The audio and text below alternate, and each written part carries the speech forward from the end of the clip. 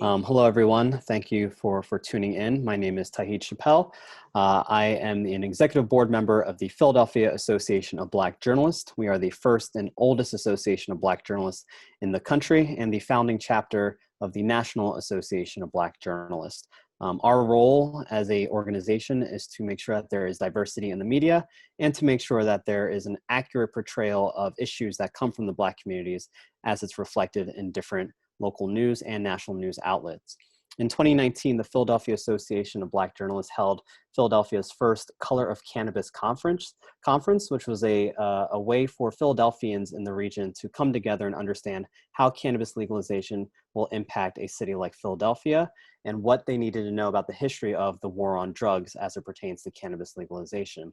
So I'm really excited to be a part of this conversation, which we're going to be talking about a drug war 2.0. As those who have been watching and following this conference and this gathering, you have learned a little bit about the history of the war on drugs from other panelists. We're going to talk a little bit about that and then the future of what this evolving drug war looks like. I am obviously surrounded by some amazing people, high-profile people who have been in this space for a very long time and bring a lot of expertise to this conversation. So I'm going to have each panelist just give a brief 1-minute just introduction of who you are and what you do. So we'll start with you, Neil, if you don't mind introducing yourself. Sure. Good afternoon. It's evening here on the East Coast, but it's a pleasure to be a part of this wonderful panel to talk about the topic.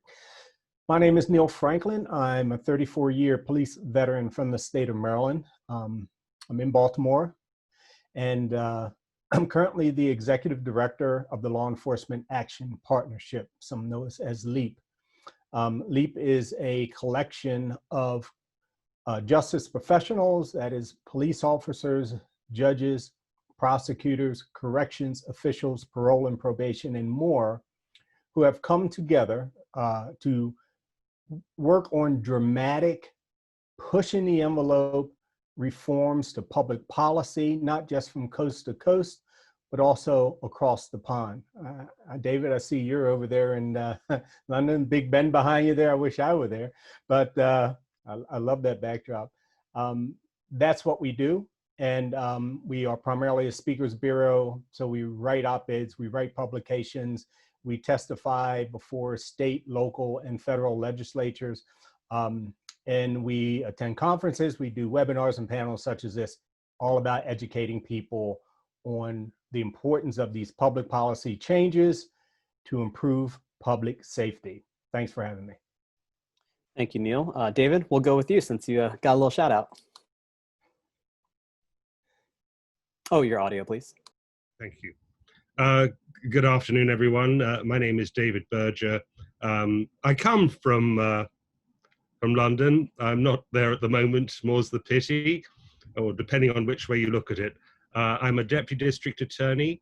I am also a candidate for judge of the Superior Court in the upcoming November election. I've been involved with the marijuana community on an enforcement side for quite some time. I worked very closely with a number of people back in the day when really it was more about medical marijuana than the retail model that we now have.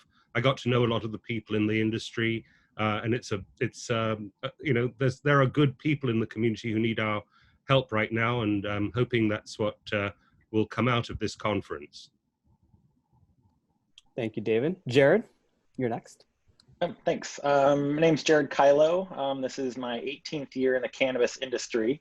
I also am the president for the United Cannabis Business Association.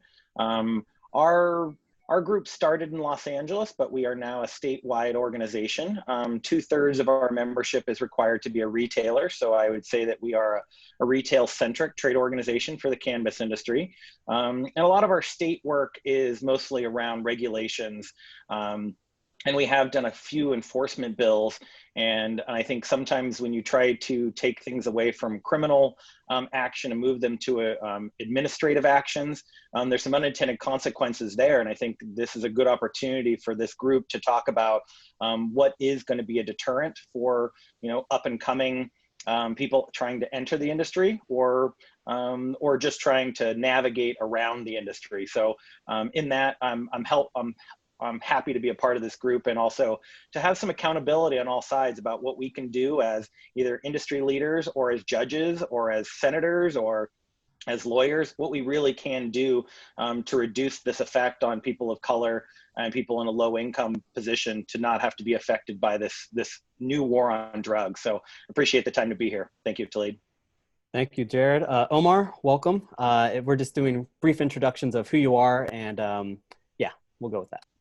Good afternoon, everyone. My name is Omar Figueroa. I've been practicing cannabis law in California for more than 21 years.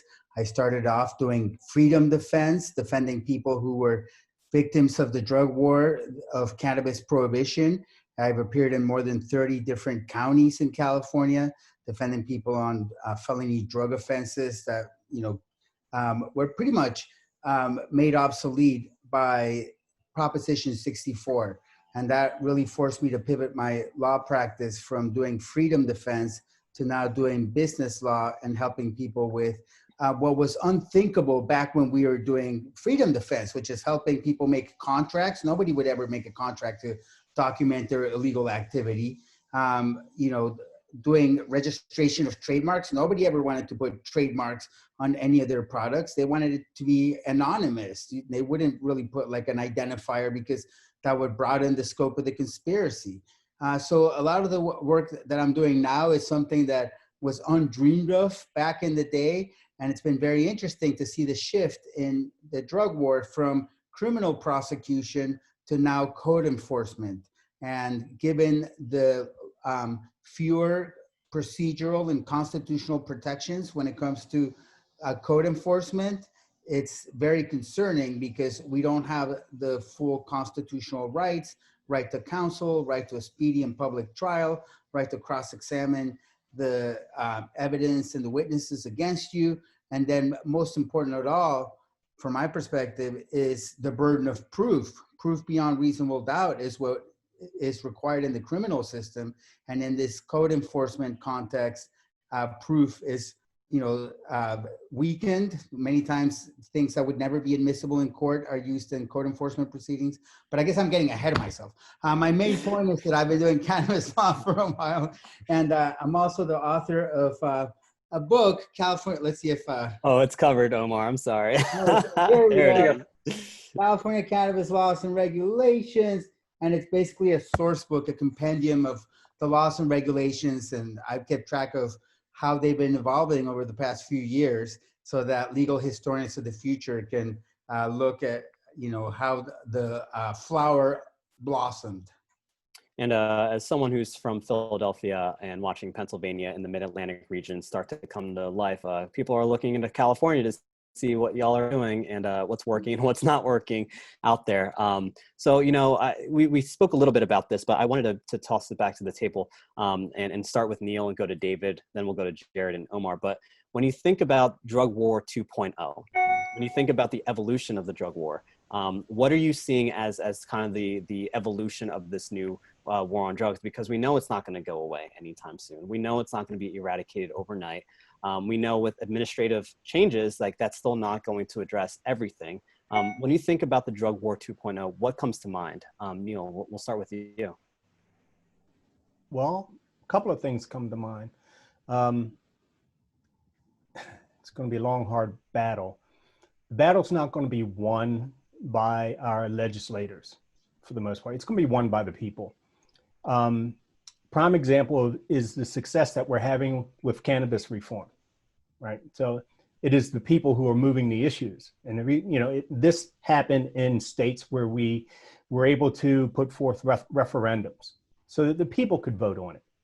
And now it's moving to the states where the legislative bodies have to vote on it. So ending cannabis prohibition started with the people, and it's going to succeed with the people. Now, as we move into the other parts, dealing with other drugs, it's a slow process, but we're starting to see something happen. So we're starting to see some legislation being put forth in Oregon to decriminalize possession of all drugs for personal use. That's a plus. We're seeing some good things, for instance, in Europe that we're learning as we move from a place of criminality to a place of health solutions for dealing with this issue of drug use. We're starting to see a lot of success in the area of health, but it must go way beyond that. It must go to personal use just as a basic choice. And it's safer for all of us when it's done in a regulated environment. And I'll end with this. I think another area of success that we're going to see very soon here in this country is safe consumption facilities, or safer consumption facilities. So we're starting to see that attention in the Northwest, but we're also seeing it in Philadelphia, right? So, you know, it's a battle, it's a struggle. It's no doubt that we're going to win that. So step by step, the people are going to move it, as always, and force our elected officials to come along. I hope that I'll still be alive to see the continued success to at least to where we get to a place to where we're no longer arresting people for using drugs in this country. Thank you, Neil. David, what about you? What is the, you know, as a judge, what are you seeing in terms of like transformation with the drug war 2.0? Well, let's be clear. I'm not a judge yet. I'm a candidate for judge. At the moment, I'm a district attorney, deputy district attorney. And let me make it clear, everything I say today is my own personal opinion. I'm not speaking on behalf of the district attorney's office. Good to know. So with that out of the way, you know, the focus has changed. I think it was Omar who said before that it was almost unimaginable that we'd be having this conversation about legal sales of marijuana through stores that you can walk into without having to show a recommendation from a doctor that you bought for, you know, $50 with a nod and a wink.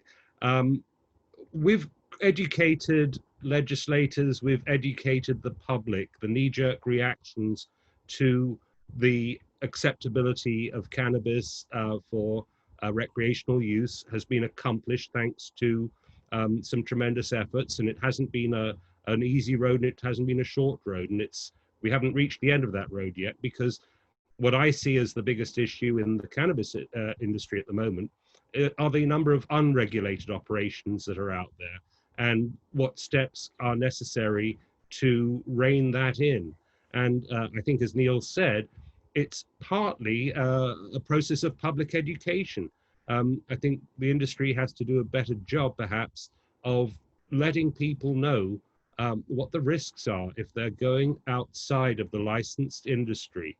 And yes, we've moved over to an administrative law-based penalty sort of system where you don't risk going to jail, you just risk, you know, losing your livelihood and any money that you've been able to make.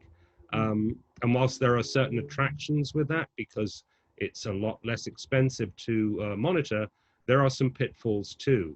I mean, for many people in the industry who are operating outside of the licensed field, administrative fines can be simply viewed as the cost of doing business, or at worst, they'll just rack up the fees and disappear and then open up somewhere else. So that isn't quite the answer we're looking for. I'm not sure what that answer is, but you know, we're here to talk about things, and if we're worried about the risks to the general public of going to unlicensed facilities, you know, there'll come a time when perhaps we'll focus on the buyer rather than, as well as the seller, but make it, you know, an offense for a buyer to go to an unlicensed premises. And you simply have a way of stores showing that they're licensed. And if they're not, maybe that'll deter the public from frequenting those businesses. I don't know. I just throw that out there as an idea. But this is an area that will continue to occupy our thoughts. There'll be ideas, some good, some bad. I'm just telling you which way I think people will start turning, because that's what we did in the past. I'm not advocating this. I'm just saying this is likely going to come around. If you want to use a historical model, let's look at what we did with human trafficking. In the old days, we would call that prostitution, and the enforcement angle was against the prostitutes. They were the ones that were getting arrested. They were the ones that were getting charged. and we weren't really making any change. They changed that model to start basically prosecuting the Johns, the customers, and that did have a deterrent effect. So it could be that this is what our legislature will decide to do, to try to bring some level of control back and let the licensed industry flourish and the unlicensed operators leave the stage. Jared and Omar, when we prepped for this conversation, we were talking about the War on Drugs 2.0. Someone had said in the conversation that the new war on drugs is based on data and administrative fines and fees and other things. Can you talk a little bit about the transition that y'all have briefly touched on from criminal to administrative as fines as a transformation that you're seeing in California? And Jared, we'll start with yeah, you. I think I was the one who brought up data because we were currently debating AB 1525 here in California, that if it was a banking bill or a data bill. And so I think right now you've got all this track and trace data. You have all these like licensees and who owns which part of it. There's a lot of ownership, declarations. There's not a lot that you have in intellectual property now in being a cannabis business. So when other entities are coming trying to collect all that track and trace data and your point of sale data, you start to wonder how valuable that data is and how is that data going to be used against you or for you. Now, if you allow a county to have all of your point of sale data, your electric bill, your track and trace, you start giving up a lot of intellectual property. And if I go through the quick kind of what does this data really tell you? This data tells you where you got what nursery you got your clones from, which strain you're growing, which appellation you're growing in, who you sold it to, which distributor sold it, which retailer bought it, how much the retailer paid for it in wholesale pricing, how much they sold it in retail pricing, who purchased the product, where they live, and where the dispensary was they bought it. That's a lot of data, and that includes a lot of personal information and intellectual property that is the business's intellectual property to have. But when counties and cities start saying, I deserve all that data, and actually before you get a license, you have to give me that data, that's a scary position to be in, because now all of our data is out for the public. And if we have third parties who are collecting this data and don't have privacy rights, or we don't hold them to privacy rights, then that data is now going to be monetized and resold. And then you start to look about, what are they doing with that data?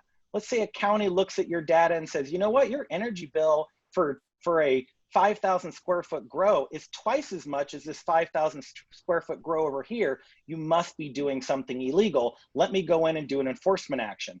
That's the part where I feel a little uncomfortable, because there isn't metrics to decide what is a normal rate of electrical consumption for a 5,000 square foot grow, and yet inferences are going to be made about you as a license holder, which now gives these people who are looking at this data the ability to be biased to you as a person, biased to your name, biased to your location. And the problem with a lot of this is the assumption is that we're guilty. All these cannabis people are criminals, and we need to monitor everything they're doing so we can find out where the criminal activity is happening. The reality is we're all licensed businesses. We're more tracked and more monitored than any other product besides probably plutonium, like right now. And so like, what are we doing? We're now pushing these business entities to be so transparent that they have no intellectual property and they have no way to run their businesses without a third party saying your data is ours and we're going to interpret it the way we want to. So I think that's one of the reasons why I brought up data was going to be a big part of this, because another form of discrimination could be on your data. And so that's a place where we really want to be protective, because it's not just the business's data, it's the consumer's data too. And the intersection between those two is a real important part of, if we don't allow this drug war to turn into, people in the back room crunching numbers, we're looking at this as boots on the ground, then that's a place where I think we have to fight for our privacy still on cannabis. Omar, what about you? What does 2.0 look for you? I mean, you changed your business model based off of the changing in California. Oh, you're muted, Omar. There was when Prop 64 passed, and I felt very conflicted about it, because I had worked for a long time with my colleague Heather Burke on the California Craft Cannabis Initiative, which was an initiative that was designed to give an advantage to craft cultivators and would have provided direct consumer access to those craft cultivators. And that was not one of the initiatives that got picked for funding. And so in the end, there was the Sean Parker initiative, Prop 64, that was written by a law firm in Sacramento, Olson, Hager, and Fishburne, I think, that was not really a cannabis law firm. So like the, numerous drafts that they had, made it evidently clear that this was like a Frankenstein type of creature. It was like all these different parts cobbled together. And that's what we ended up with Prop 64, this Frankensteinian regulatory framework that is very Byzantine, that does not give the cultivators direct access to consumers, which is what's needed to really liberate cannabis and allow for, booming market. I do see like a role for distributors and for retailers, but before we had the current system, we used to have a system where there was like a few times a year during harvest, there were events where the cultivators were able to have direct interactions with consumers and sell their cannabis. And for many of them, that was a lifeline. That meant the difference between a sad Thanksgiving and a happy Thanksgiving and a Merry Christmas and a Happy New Year. And, so I think that changed drastically with Prop 64 and the introduction of state licensing, because what happened is Prop 64 empowered local jurisdictions to ban cannabis outright. And we're still dealing with that problem. There are not enough retail outlets in the state of California to deal with the tremendous demand for cannabis. And that's why we have a thriving unregulated market. This duty-free market does not have to comply with the burdensome, onerous, and duplicative 3 sets of regulations for the entire supply chain that the regulated market has to deal with. And it doesn't have to deal with 280E. It doesn't also have to deal with cannabis law enforcement, because the cops ain't busting cannabis no more. It's no longer sexy, no longer a way to get a quick promotion to sergeant and detective doing felony busts, because most cannabis activity these days is not a felony, other than BHO, butane honey oil labs, or cannabis at the airport, or shipping out of state, or something that involves like fish and wildlife violations during cultivation, which escalated to a felony. But other than that, for the most part, there are no cannabis felonies these days. Whereas before Prop 64, every cannabis arrest was a cannabis felony. And then I had a lot of fun defending people with the collective and cooperative defense. And the cases that ended up going to court were not the clear-cut winner cases. And so we had to be very creative as attorneys to defend these cases, because they were complicated. They had wrinkles. I was not sad to see that whole system go. Like people had like this misconception that if they stacked enough scripts, that made everything legal. And that was a myth that was pushed by all of the, what I would call, the prescription mills, where they would tell people, oh yeah, you got a recommendation for 99 plants and 19 pounds, and that makes that amount legal, and you can stack those, and whatever it adds up to, that's legal. And what they didn't understand is that's not how cops were trained. Cops would be trained that, any cannabis and cash equals possession for sales equals felony arrest equals felony case, done. And that's all that the cops were worried about. They weren't worried about like, is this technically legal under Senate Bill 420, Health and Safety Code Section 11362.775. It just didn't really enter their analysis. So something that I am thankful for now is that we have clarity. Like people who have a local permit and state license, they can sleep at night knowing like my stuff is legal. And not only is it state legal, the feds have said we're not going to target conduct that is legal under state law. And if the feds were to go against the regulated state markets, they would really like unleash, an unregulated duty-free market explosion like you've never seen before. The prices would probably skyrocket if that were to happen. And so it's a delicate détente. And what I would like to see would be lessening of taxes and regulations so that the unregulated market simply is uncompetitive in comparison to the regulated market. You know, that's how you beat the unregulated market. It's not by putting the buyers in jail. I think further criminalizing would be taking a step back in the wrong direction. We don't need to go in that direction. We need a free market that is efficient and that will put the unregulated market out of business. Neil, as legalization happens and enforcement powers of police change, what types of conversations are you having to ensure that law enforcement understands the new laws that are happening in different legal states, and you're making sure that any sort of enforcement that's within their jurisdiction isn't predatory or discriminatory? What types of conversations are you having with that? Wow. So yeah, there are a lot of different challenges. So let's begin at one of the basic forms of policy change, which is decrim, right? Decriminalization.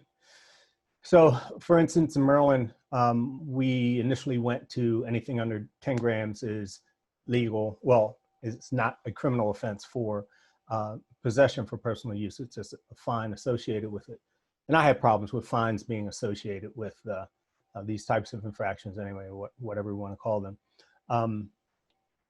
But what has happened in the law enforcement community in one of our most progressive counties, right outside of Washington, D.C., now what the police are doing, even if the amount is under 10 grams, but if it's packaged, say in 1 gram packets, say I got 9 1-gram packets, no other evidence such as text messaging in your cell phone, large sums of cash. I mean, just 9 individual 1-gram packets, they're charging with intent to distribute, which is a felony. So what normally would have been a misdemeanor charge for possession, they're now making it a felony. Because law enforcement is not getting the proper guidance from hierarchy within, right? From the local prosecutor's office, from the police chief or the sheriff, they're just not getting the proper guidance, or they're not getting the proper education. And sometimes it's both, one and of the same. So that's an issue. Now, we're also dealing with things like drug dogs. So now we're also dealing with marijuana, the odor of marijuana. Is it still probable cause for a search of a person or vehicle? Luckily here in Maryland, we've had a recent case law where it's been decided that at least for the search of a person, the odor of marijuana is not probable cause. So that's a good thing. But here's the problem, educating police officers from one end of the state to the next.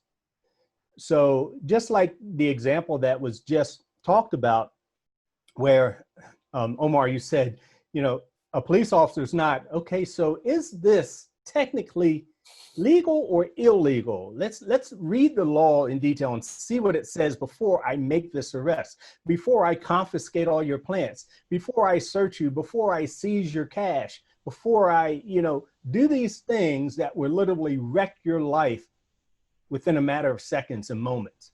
You see, because it doesn't matter whether, for the most part, before you even get into a courtroom with the chance of being convicted, the arrest, whether it's for possession or possession with intent to distribute, or they're collapsing your entire dispensary or your grow, it's going to wreck your life and you may never recover from it.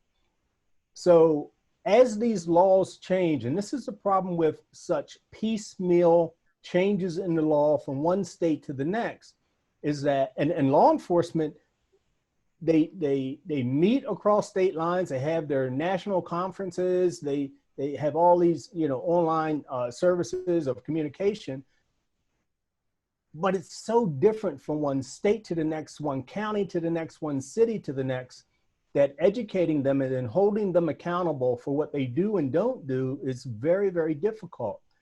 So I'm hoping that we get to solving this at the federal level. Hopefully, I don't know what's going to happen with the MORE Act.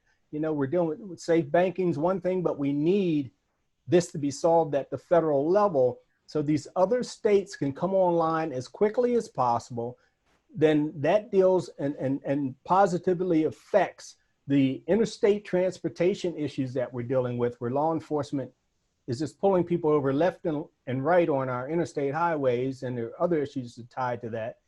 So my point is, because from one state to the next, we have so many different laws and levels of reform, medical, adult use, decrim. It's very, very confusing for law enforcement, especially when there's no real concerted effort to educate them and then to hold them accountable. We've seen in California, again, is a prime example, that when legalization happens, that we know that disproportionately still impacts Black and brown communities, and communities who can't afford to move into the regulated market. Jared, you had mentioned about the enforcement around certain unregulated growers or distributors or people who are not transitioning to the legal market. How can we make sure that mom and pop shops that had been operating for decades are not really the focal point of enforcement and are not the real targets or the threat to communities simply because they are unable to participate in the legal system? What are the conversations that are happening in California that can kind of provide some sort of guidance on enforcers, regulators going after kind of the bigger operators who are kind of skirting the lines and would normally be in the legal system but are not? What types of conversations are happening there? I think what we've tried to do is, as we try to take away the criminal offenses that are attached to cannabis, we've tried to still find deterrence for people who are skirting the law and not paying taxes and going by the regulations and maybe putting health and safety of people at risk. But historically, there's not a lot of medical problems that have been caused by cannabis. So it's hard to say that all of a sudden cannabis is a huge health risk now that it's legal. And so that's been where I think the transition from the illegal or the unregulated industry to the regulated one is a difficult conversation, because you just can't show historically the problems.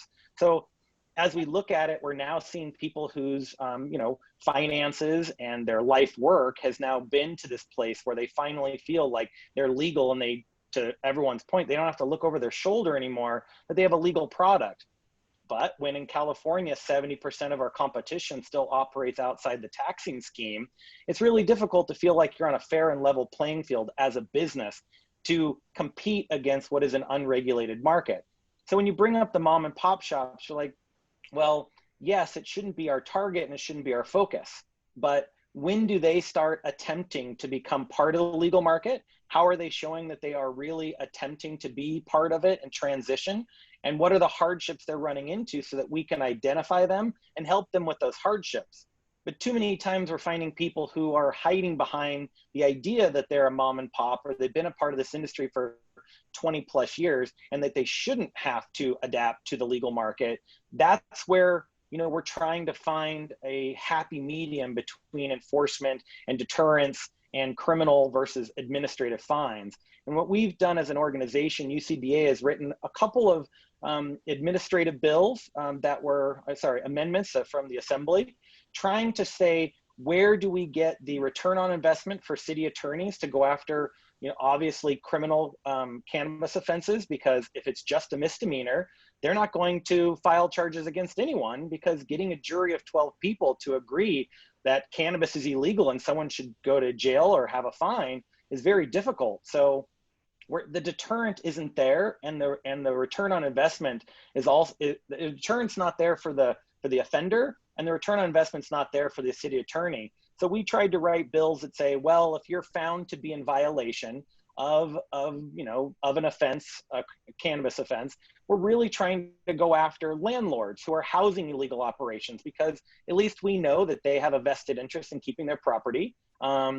And they can be some of the people who are helping harbor illegal activity, because getting paid in cash and paying 2 to 3 times the rent that you normally would from a normal business, these are all attractive to any business owner, especially if they'd like to say, I've got hands off, I don't know what's going on, or they're being told by, by a lease agreement that my business sells, dog toys. So there are these problems that we're inherently trying to figure out. And discussing this with Omar just the other day, we were talking about, what do these administrative fines do? And in a lot of ways, we kind of understand there needs to be some deterrent, but what happens when someone gets put into a system where they can't afford a public defender, and they're put into a courtroom that isn't necessarily there to protect their criminal defenses? Because if you're not charged with a crime, all the items the police confiscate aren't really into evidence. And so a lot of the threats that come from like the district attorney would be, hey, we're going to file charges. And if we do, all the evidence we collected now becomes, it now becomes evidence against you. Where if you just let us keep it and we don't file charges, well, then asset forfeitures are good, and no one has to go through the process. But that's not going to continue to work, as people are dumping tens of millions of dollars into an industry, trying to find licenses and operate correctly. That doesn't give them a good opportunity to thrive as a business either. So we're in this catch-22 right now, where if we allow 70% of the industry to operate outside of regulations, and there's no deterrence, whether it's criminal or administrative fines, then there's no real reason to enter into the legal industry, because entering the legal industry has much lower profit margins, and there's not a lot of great reasons to become legal, other than the fact that you're safe, you're protected. The police will come if someone tries to rob you. And if those stop to becoming less and less of a priority, and profit margins are more of a priority, and risk assessment moves towards profitability, well, then we're right where we started, which is, having 2/3 of the market operating without taxes, and we have a third paying all this money. And the only people who are getting enforced against are the people who have regulations and licenses. And that's the part where we're looking for a fair and balanced playing field. And sometimes we feel like adding administrative fines just increases the cost of doing business in the illegal side of the industry. But to what unintended consequences do we have?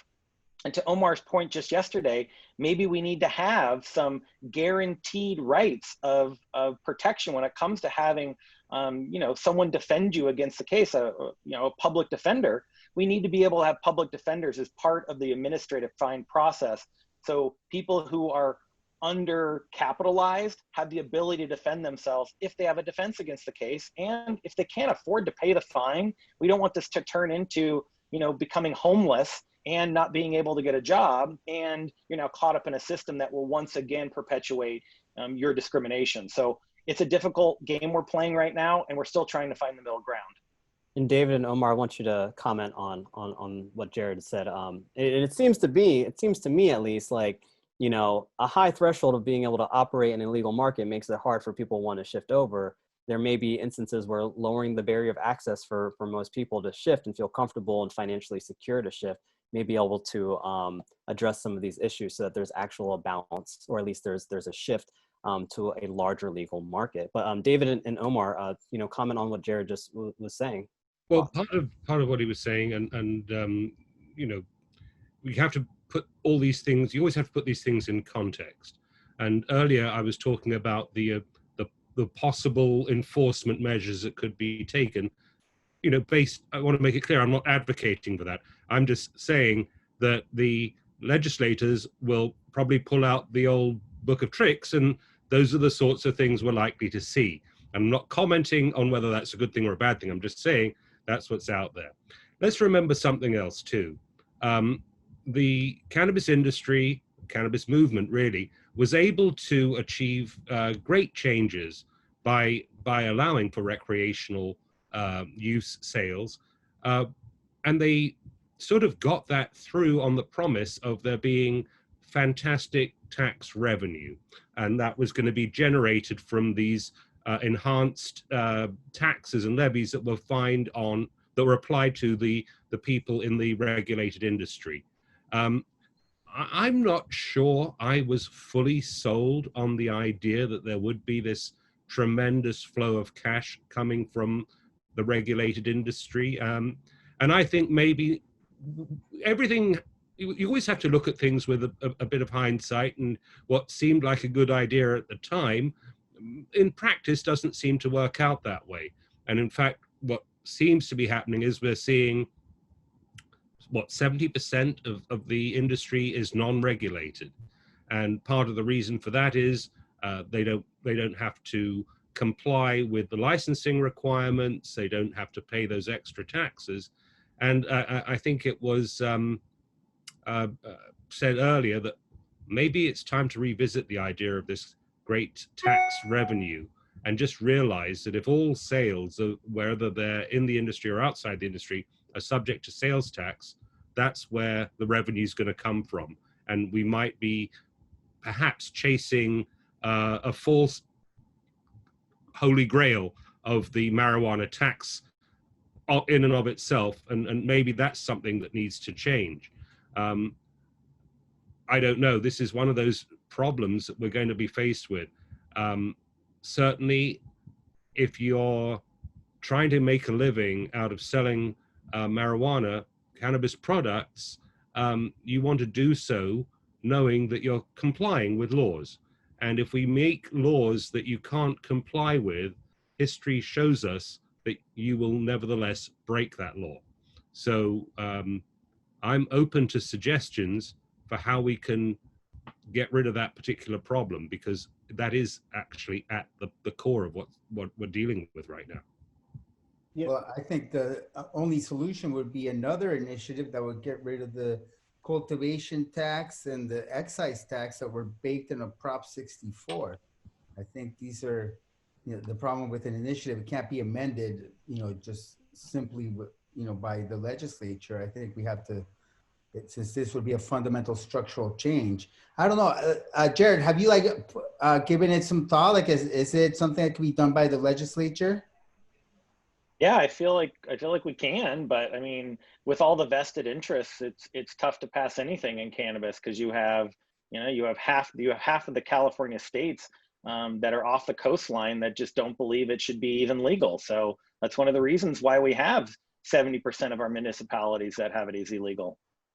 I mean, right now, nothing like that would gain any traction in Sacramento. When we had discussions with the governor's office on reducing the existing cannabis taxes, they said it had to be a revenue neutral proposal, and anything that reduces taxes is the opposite of revenue neutral. So it's not going to get any And that's traction. not necessarily true, especially when you have Explain.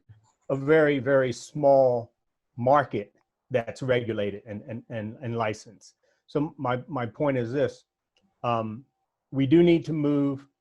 This is my opinion. We do need to move the unlicensed operators into a place of regulation and control for a number of reasons. Right now, you're talking about some things, and let's talk about taxes.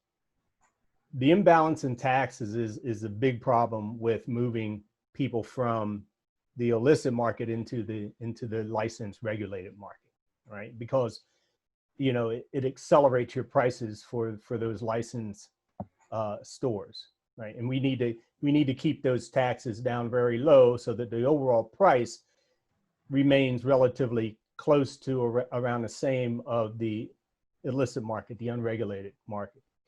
So that's one thing.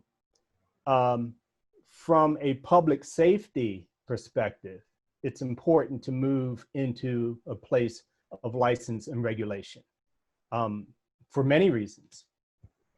Again, over my shoulder here is Baltimore City.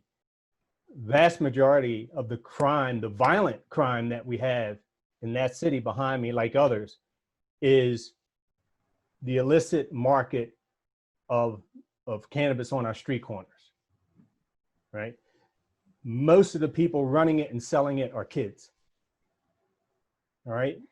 A regulated licensed market will not completely eliminate that, but it will dramatically reduce the involvement of children in our major metropolitan areas related to cannabis. It's the same as tobacco. You can't keep tobacco out of the hands of our kids, but they can't walk into a convenience store for the most part and buy tobacco, right? So again, the more we can move into a licensed, regulated market, the better. I don't believe that we should criminalize those who do not, because that's one of the things we're trying to get away from in this country. We're trying to shrink the footprint of this criminal justice system dramatically. However, you've already talked about civil processes, right? Okay, we'll give you so much time to comply, and we'll make it easy for you. We'll make it easy for you to get into it. We're going to deal with the taxes, and when you balance those taxes, you can get more people into the regulated licensed market. Then you're bringing in more tax revenue. You know, instead of taxing a lot for the few, you have reasonable taxes for the many, right? And then you increase that revenue. And again, from a public safety standpoint and from a health standpoint, because you want to make sure that you're having, that you have the best quality control for what's being sold. I don't want people unlicensed and unregulated moving alcohol through my community, right? I mean, alcohol is not the best thing for you to consume, but I certainly don't want to go back to the days of alcohol prohibition where you got poison booze flowing through our streets, and then you have a whole nother health issue. But I'll pause there for a second. But again, from a public safety perspective, it's very important that we move away from the unlicensed, unregulated market. Thank you, Neil. I want to talk a little bit about the potential ways of mitigating a ever-evolving drug war. Because if it's not cannabis, it's going to be another drug, whether other states are working to decriminalize other drugs. The large conversation that we've been seeing nationally around the defund and the abolish police movement, where does that play a role in mitigating or altering the war on drugs as we see it now? We've talked about the shifting in criminal charges away to other types of charges, but you know, there's still the presence of police. There's still the criminal justice system that exists in the courts. How does the abolish police movement influence the war on drugs? And what are your takeaways, and what are you kind of seeing from around the country in this type of movement? I'll open that up to the entire panel for that question. Go ahead, Omar, you raised your hand. Yeah, you know, I really think that the first step in refocusing the police, I don't think defunding the police is an effective way to frame the issue in a way that gets everybody to understand the benefits, but an effective way to refocus the police is start with cannabis. Cannabis is the most benign controlled substance that's out there. It's a medicine, and it's one of the most widely enforced. So cannabis reform is like the low-hanging fruit of drug reform. And I think that's why we're seeing the MORE Act, you know, being up for a vote soon. And that, I hope that's an action that everybody who's listening to this can take, is push for the MORE Act, because, you know, we're at a time where we could see federal cannabis law reform. But I think, you know, cannabis is definitely like the obvious place to start when you're thinking about refocusing the police, and, you know, especially given how, like, you know, beneficial cannabis is. It's really not a noxious intoxicant. It's a benign medicine. So cannabis, go ahead, Jared. I just talked a little while ago, so you go ahead. I'll come in after you. Mine comes in about addictive drugs. I just read a report that stated they put 2 rats in a cage, and they gave one with a cocaine or heroin laced water, and the other one was just regular water. And left by themselves, they were dependent upon the addictive water, the cocaine or heroin water, and killed themselves with an overdose. If given another rat to sit with and having a place of like a good environment to be in, they did not kill themselves, and they didn't depend on that kind of addictive drug to be able to thrive, and they never committed suicide with this drug. And I realize we are rats in this cage right now, and if we don't give ourselves a healthy environment to which feel like we want to live in, we become dependent on addictive drugs. And that's where I think the defunding of the police, or the repurposing of their funds, go towards social workers who are looking at what in your life is not working. Where is your job description? How is your family life? Where is your, those are the things I think we can reallocate funds towards that can really make a difference, because if no difference is made, you're going to be like that rat on the cocaine because there's nothing else to live for. And that's currently where I think our society can do a much better job. And if police are the people trying to find out how better your life could be so you don't fall into a place of crime, that's not their training. And so we need to have the people who have that kind of training, and we need to respect and pay someone who's a social worker more than $40,000 a year, because that is a difficult job with a lot of hardships that you take home with you every night into your personal life. We need to be able to attract better people into that position and fund that area so that we can do a better job of making people's environment better so they don't look for addictive drugs. Yeah, Jared, look, in the great words of Dr. Gabor Mate, the author of In the Realm of Hungry Ghosts, abstinence isn't the cure for addiction, it's connection, right? It's connection, be connected to people, and which is critical to improving your life. But as it relates to this conversation about defunding the police, it's more about divestment and reinvestment, and maybe not reinvestment, but investment. So it's divestment for policing and corrections, but investment in our neighborhoods and in our communities for those things such as housing, healthcare, mental health, education, employment, economic stability, so people can work and have jobs to pay for the things that they need to survive, but not just survive, but so that they can thrive in community. It is that which will make a difference in long-term improvements in public safety. If you want to reduce violent crime in a community, then you have to breathe some health. You have to heal those communities, and you have to get them to a place to where they can thrive, and the people who live there can thrive. That's what this conversation is really all about. And it's not just taking money from policing and corrections to do this. It's taking money from other places in government. I spent 34 years in government here in the state of Maryland. There's a lot of waste. There is a ton of waste. Contracts going to special interest folks and groups and companies and so on. I can sit here and just name one right after the other. What it truly is about is committing those resources into our neighborhoods and into our communities that are going to do what I just referenced.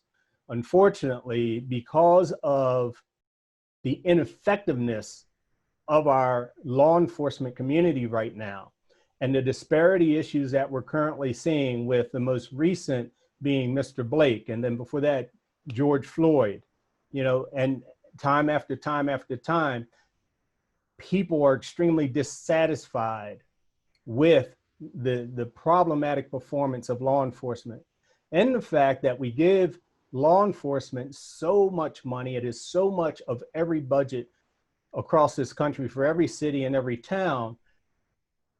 But if you truly sat down and evaluated the cost benefit of policing, of law enforcement, you will see that you're not getting what you're paying for, especially if you're from the Black community, Latino community.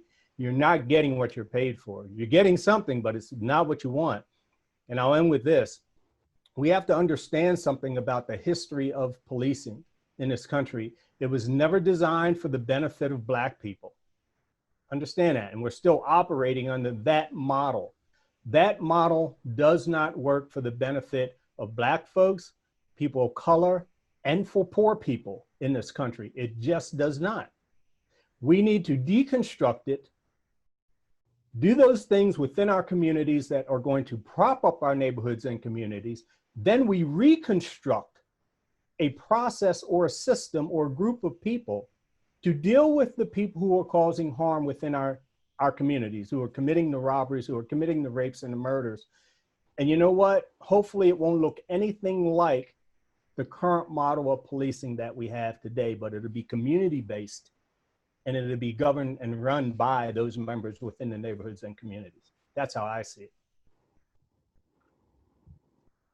Thank you, Neil. David, any thoughts about the abolish police movement here? Yeah, you know, when I first heard the term defund the police, I thought to myself, what a pity that, you know, as powerful a statement as that was being used, because I think it caused a lot of fear amongst the vast majority of people.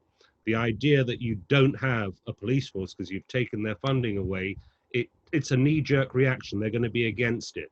There is absolutely no doubt whatsoever that reforms are needed in the way we police the country. And that's not something you're going to achieve by defunding the police. You're going to have to spend more money to retrain, to supplement, and to reallocate, because perhaps part of the solution is to give the police a more focused, for want of a better word, job description. We're currently relying on the police, rightly or wrongly, to be all things to everyone who calls 911. And that's clearly something they can't deal with. It's beyond their skill set. Especially Los Angeles, where I'm based, the number of cases that involve people who have significant mental health issues is going through the roof. And there's no available means of dealing with that.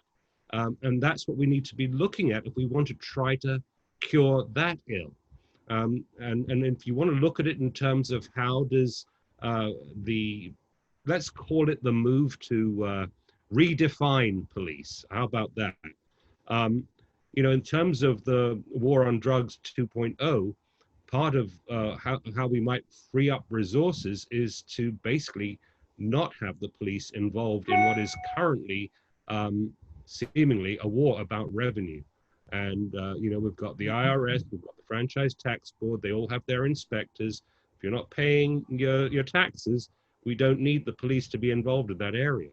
But of course, I think, Anil, probably you'd agree with me, the one thing a peace officer needs more than anything else are bright line rules. If you give them fuzzy gray areas, that's where the danger comes. They need to know what is their job and what isn't. And hopefully, out of this movement, we will see some significant changes in the way the police department works, because it should be to protect and serve. And there are far too many people these days who don't think they're doing either of those two things. David, you made me think of something here about public policy. Thank you for that. You're welcome. Public policy about what we give the police to do. And this is on the backs of our legislative folks at the state and federal levels. You talked about mental health. You talked about these other things that the police are not equipped to do. Mm-hmm. Let me throw something else in the conversation here. And that is morality policing, public policy that is about morality policing. So what am I talking about? I'm talking about sex work, right? I'm talking about the war on drugs. I'm talking about the prohibition of drugs. I'm talking about a new one that's on the horizon. As a matter of fact, in California, they just passed a piece of legislation to prohibit the sale of menthol tobacco products. Do you understand that 80% of Blacks who smoke prefer and will do whatever they need to do to get menthol cigarettes? So now you've just created in California an illicit market for menthol cigarettes. Now, who's going to be called to enforce that?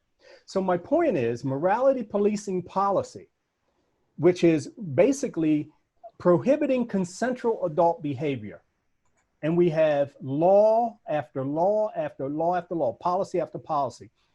David, like you said, narrow that focus for the police to deal with people who are committing rapes, robberies, crimes against our children, human trafficking. You know how we cannot focus the way we need to on human trafficking because we're so busy over here in the war on drugs and wasting these limited police resources. You know, all the missing people that we have in this country, no one's looking for them because we just can't do it. So Thank you, David, for reminding me about that, because we have to get away from public policy that is about prohibiting consensual adult behavior. And right off the bat, the war on drugs is gone, the war on people, Black and brown people, that's gone, right? And all these other ones that are on the horizon that are popping up, we can just cut off at the legs. And again, like sex work, we moved in the right direction for gambling, and we just need to continue that for other things as well. Omar, I saw you had your mic open, so I wasn't sure if you're preparing to I respond. fully agree with Neil's position, and it's refreshing to hear a libertarian perspective, you know, coming from former law enforcement. But you know, you've seen it, and your job, you know, when you took your oath, the same as the attorney's oath, is to support and defend the Constitution. And so I think we can't really have freedom unless there is bodily autonomy and what I call cognitive liberty, and that is the freedom for individuals to take substances that help you achieve different states of mind. And you know, this is a deeply libertarian perspective, but that's what we're talking about when we talk about controlled substance prohibition, about prohibiting drugs such as cannabis, or even like, you know, things that are, you know, relatively safe from a clinical perspective, like psilocybin mushrooms. You know, that's not really susceptible to abuse because it's not really a fun party drug, but it can have tremendous therapeutic potential. And it has been used for millennia by Native Americans in ritual ways that are sacred and responsible, and those are not acknowledged by the current legal system. There is no religious defense to sacred mushrooms, or, you know, for peyote, there's like, you know, limited defenses if you go fight for it, but we don't have a California law.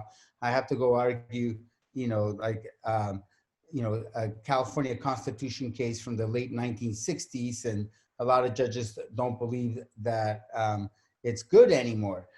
My point is, I guess that, you know, this substance prohibition really is a war on human liberty and on mental freedom. And once we acknowledge it, it's easy to understand why it doesn't really help us become any freer.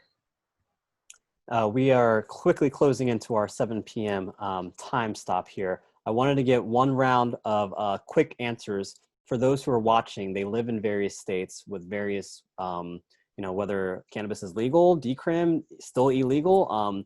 If you could give our viewers just one piece of advice that if they are joining or they're participating in the movement to legalize cannabis, what should they be aware of? I mean, I know you California folks have plenty of do's and don'ts, but what should people be aware of if they're participating in legalizing cannabis so that they avoid unintentional consequences that may continue or uphold the war on drugs? Neil or David, we'll start with you with this one. Okay, well, you know, take a look at the way California, Los Angeles in particular, has navigated this path, and look at the pitfalls.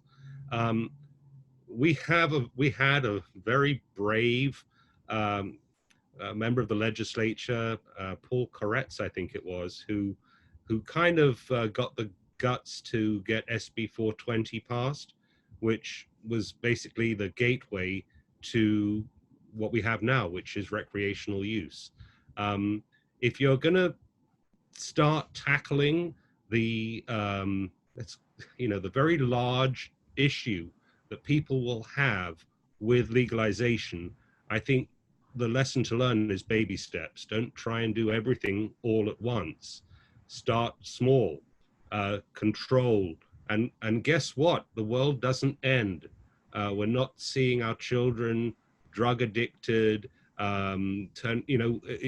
It's not the Armageddon that those who are against legalization will show, but you have to start small and grow big.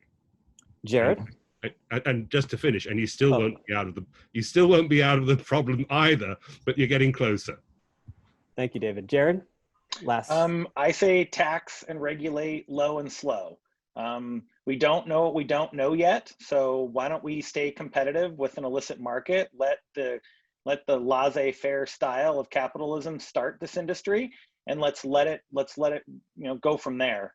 You'll learn more over time.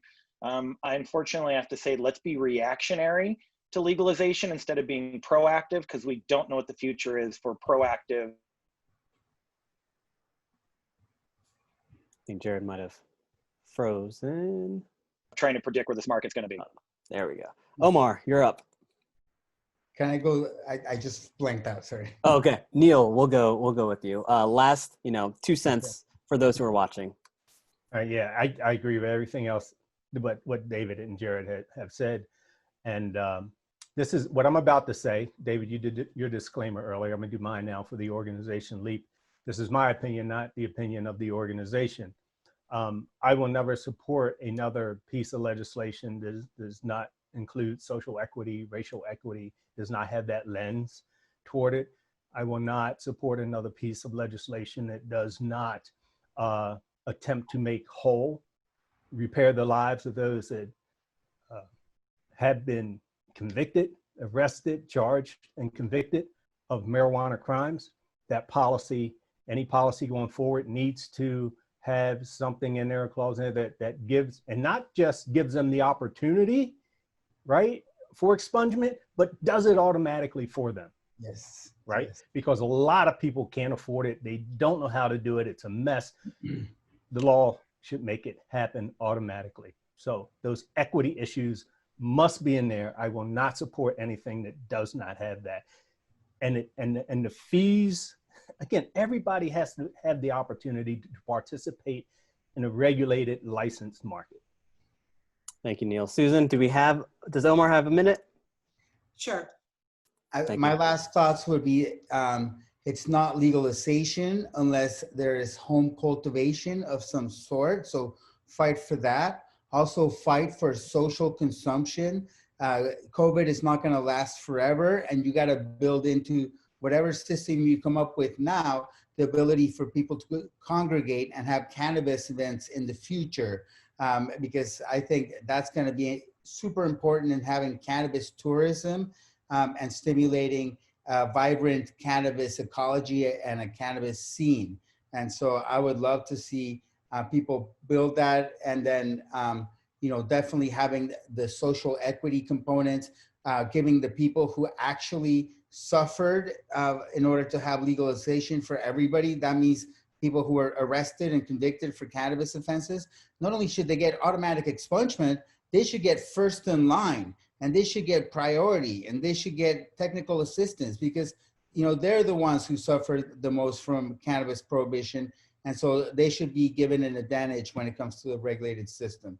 I would like to see that, and that would really help right the wrongs of the drug war. Amen. Thank you, Omar. Amen.